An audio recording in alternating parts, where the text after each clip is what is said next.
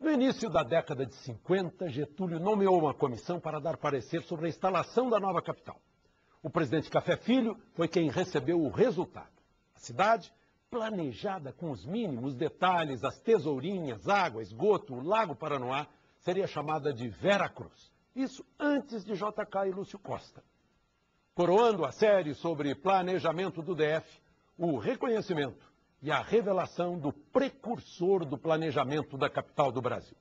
Marechal José Pessoa Cavalcante de Albuquerque, até agora esquecido pela história de Brasília.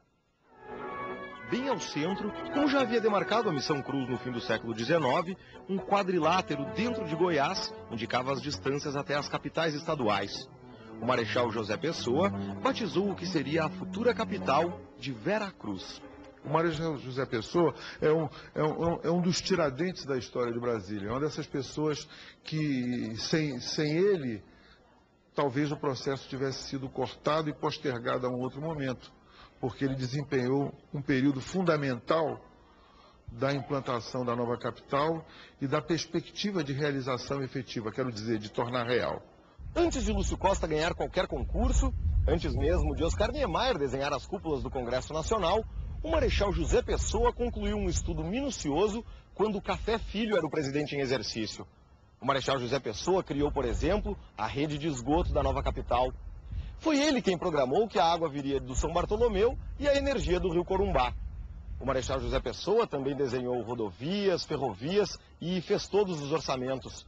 Quando o JK decidiu construir Brasília, os alicerces todos já existiam. O Marechal José Pessoa traçou esse esboço, um desenho da nova capital Vera Cruz. Quadras residenciais alinhadas desse jeito, nos cruzamentos, tesourinhas. No projeto, a cidade é cortada por uma grande via e acaba nessa bifurcação. Ao fundo, para emoldurar a nova capital, o Marechal pensou num lago. Tudo isso pode até parecer uma grande coincidência, mas o projeto do Marechal José Pessoa é como se fosse o rascunho do trabalho final apresentado por Lúcio Costa anos depois. Cláudio Queiroz, arquiteto e professor de projetos da UNB, diz que as influências e as referências dos dois eram parecidas, e isso pode justificar a semelhança dos projetos. De qualquer forma, o Marechal José Pessoa foi apagado dessa história injustamente.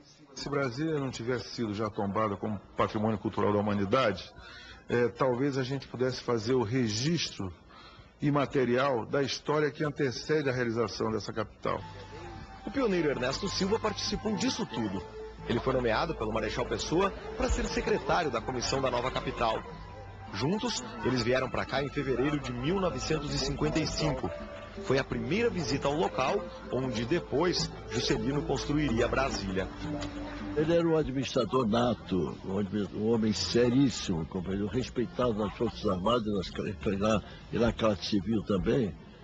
E ele prosseguiu ferozmente, pode dizer, porque ele era amante do trabalho. Em março de 1956, o Marechal José Pessoa apresentou sua renúncia ao presidente JK. Ele discordava da pressa em fazer uma cidade cujo planejamento ainda não estava concluído. José Pessoa escreveu: como pensar na venda de lotes se ainda não foi aprovado o projeto urbanístico da cidade? Brasília nem existia e José Pessoa já estava preocupado com o que se tornou um dos maiores problemas da capital do país, que ainda não foi solucionado. A ocupação urbana sem ordem, sem cuidados ambientais, sem planejamento e sem controle.